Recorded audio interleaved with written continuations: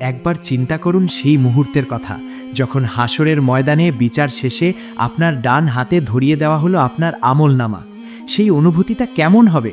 সাথে সাথে চোখের সামনে থেকে সব অন্ধকার, সব ভয়, সব শঙ্কা মুছে গিয়ে এক স্নিগ্ধ পবিত্র আলো আপনার চারপাশে ছড়িয়ে পড়ল। আপনি বেঁচে গেছেন। আপনার রব মহান আল্লাহ আপনাকে ক্ষমা করে আপনার জন্য চিরস্থায়ী জান্নাতের ফয়সালা করে দিয়েছেন। অনন্তকালের জন্য আপনি সফল। চারপাশের লাখো কোটি মানুষের ভিড় থেকে আপনি যেন আলাদা হয়ে গেলেন।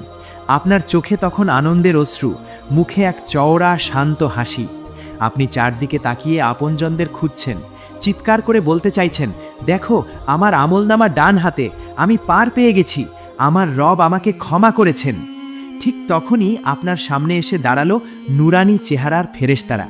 তাদের চেহারায় সম্মান আর ভালোবাসার হাসি।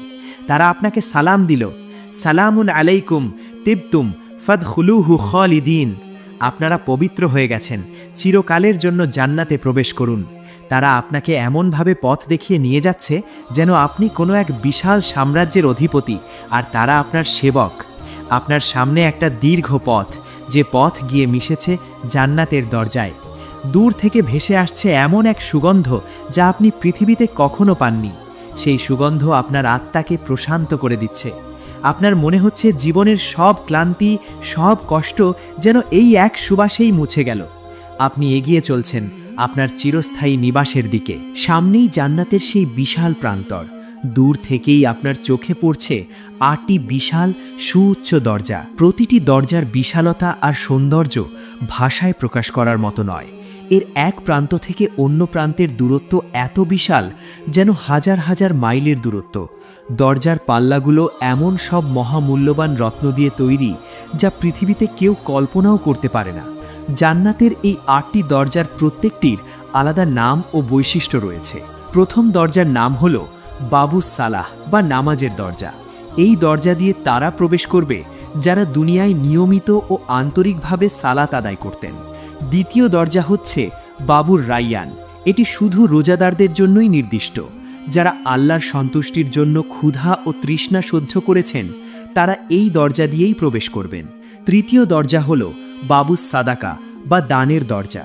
যারা গোপনে ও প্রকাশ্যে দান করতেন তারা এই দরজা দিয়ে পরম সম্মানের সাথে প্রবেশ করবেন।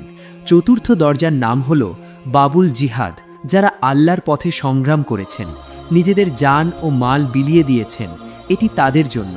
পঞ্চম দরজা হল বাবুল হাজ। যারা খালেস নিয়তে হজ পালন করেছেন তাদের জন্য এই দরজা উন্মুক্ত থাকবে। ষষ্ঠ দরজা বাবুল আইমান। এই দরজা দিয়ে প্রবেশ করবেন সেই সৌভাগ্যবানরা যাদের কোনো হিসাব দিতে হবে না, তারা বিনা হিসাবে জান্নাতে যাবেন। সপ্তম দরজার নাম বাবুল কাজিমিনাল গাইজ ওয়াল আফিনা আনিন নাস।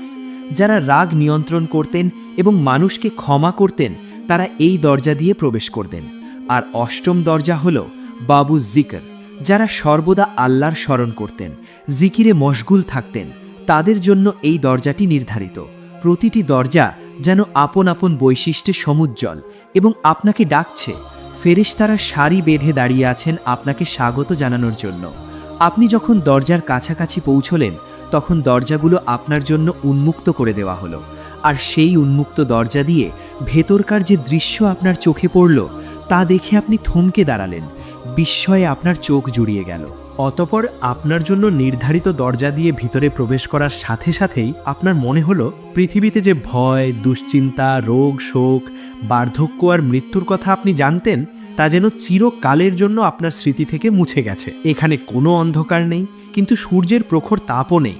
চারদিক এক স্নিগ্ধ, পবিত্র আর মনোরম আলোয় উদ্ভাসিত। জান্নাতের মাটিতে পা রাখার পরই আপনার চোখ আটকে যাবে এক অভাবনীয় দৃশ্যে। চারদিকে সবুজের সমারোহ, বিশাল সব বাগান যার কোনো শেষ নেই। গাছের কাণ্ডগুলো সোনার তৈরি আর পাতাগুলো পান্নার মতো ঝলমল করছে। দূরে মাথা উঁচু করে দাঁড়িয়ে আছে আপনার জন্য নির্ধারিত প্রাসাদ।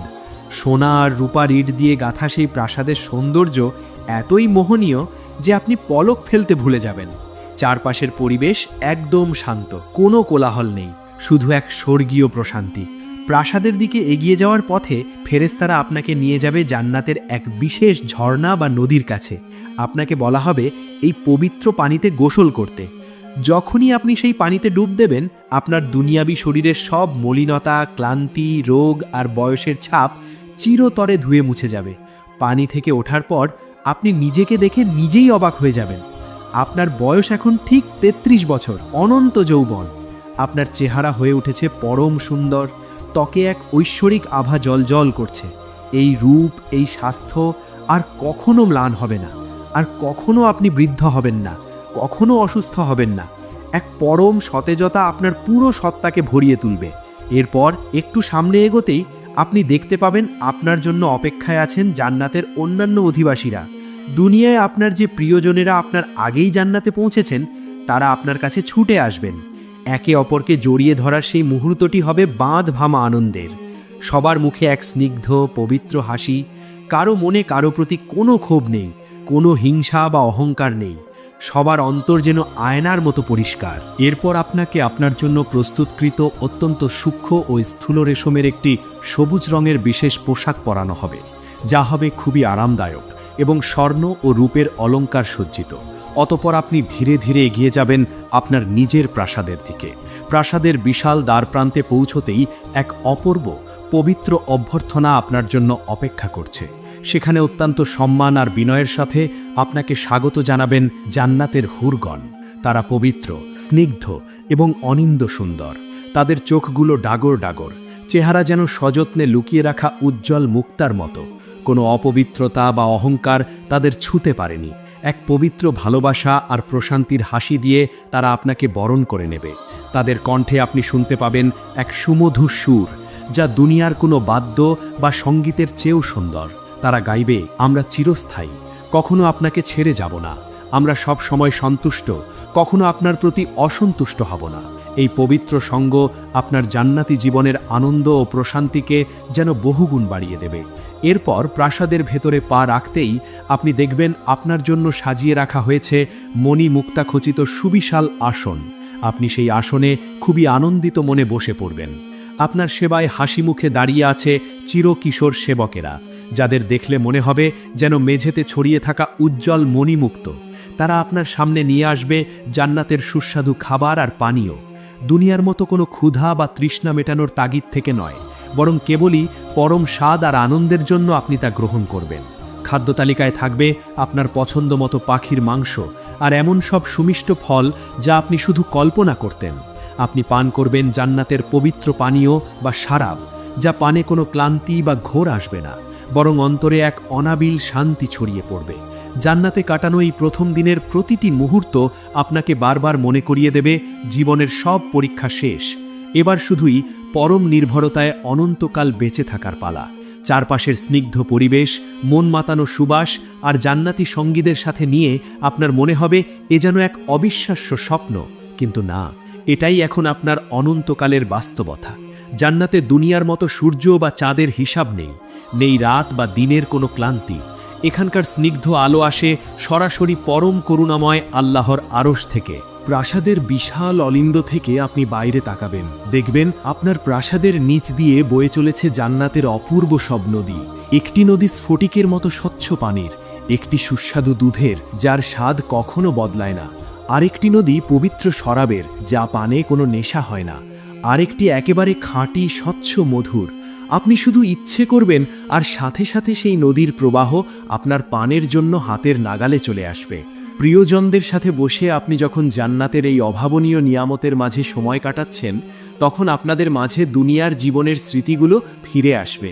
আপনারা একে অপরকে বলবেন, মনে আছে দুনিয়াতে আমরা কত ভয়ে থাকতাম, ফজর পড়ার জন্য শীতের রাতে কত কষ্ট করে ঘুম থেকে উঠতাম, দুনিয়ার চাকচিক্য আর হারাম থেকে নিজেকে বাঁচিয়ে রাখতাম। আজ সেই সব সাময়িক কষ্টের বিনিময়ে আল্লাহ আপনাকে এই বিশাল সাম্রাজ্য উপহার দিয়েছেন। গভীর এক কৃতজ্ঞতায় আপনার দুচোখ ভিজে উঠবে। আপনি স্বতঃস্ফূর্তভাবে বলে উঠবেন, আলহামদুলিল্লাহ, সমস্ত প্রশংসা সেই আল্লাহর যিনি আমাদের সব দুঃখ কষ্ট দূর করে দিয়েছেন। এই যে এক পরম নির্ভরতা, আপনি জানেন এখান থেকে আর কোনোদিন বের হতে হবে না, কোনো দিন মৃত্যু আসবে না, প্রিয়জনদের হারানোর কোনো ভয় নেই। এই উপলব্ধি আপনার আত্মাকে এমন এক চূড়ান্ত প্রশান্তিতে ভরিয়ে দেবে যা দুনিয়ার কোনো মানুষের পক্ষে কল্পনা করাও অসম্ভব। জান্নাতের এই সীমাহীন সুখ আর আনন্দের মাঝেই আসবে সেই চূড়ান্ত মুহূর্ত, যে মুহূর্তটির জন্য প্রতিটি মুমিন দুনিয়ার জীবনে সবচেয়ে বেশি আকুল ছিল। হঠাৎ জান্নাতের আকাশ এক অপূর্ব অভাবনীয় আলোয় উদ্ভাসিত হয়ে উঠবে। চারদিকের সব কোলাহল নিস্তব্ধ হয়ে যাবে।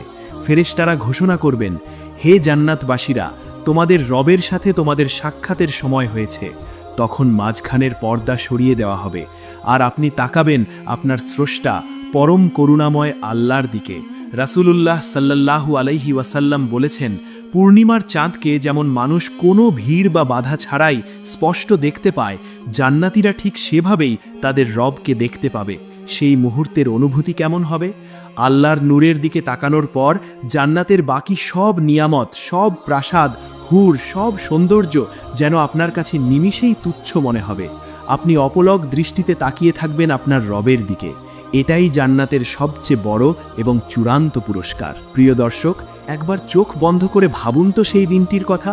জান্নাতের সেই প্রথম দিনের একটি মুহূর্তের প্রশান্তির কাছে দুনিয়ার 70-80 বছরের আয়ুর সব কষ্ট, সব ত্যাগ কতটা ক্ষুদ্র। ফজরের আজানে নরম বিছানা ছাড়ার কষ্ট, লোভনীয় হারাম থেকে নিজেকে গুটিয়ে নেওয়ার সংগ্রাম, কিংবা রাতের অন্ধকারে অনুশোচনায় লুকিয়ে ফেলা এক ফোঁটা তওবার অশ্রু, এর কোনোটিই সেদিন বৃথা যাবে না। সেদিন আপনার মনে হবে এই অনন্ত শান্তির জন্য দুনিয়া যদি আরও 1000 গুণ কষ্টও সহ্য করতে হতো, তাও হাসি মুখে মেনে নেওয়া যেত। পরম করুণাময় আল্লাহ আমাদের সবাইকে জান্নাতুল ফিরদাউসের সেই প্রথম দিনের পবিত্র সকালে একত্রিত হওয়ার তৌফিক দান করুন। আমিন।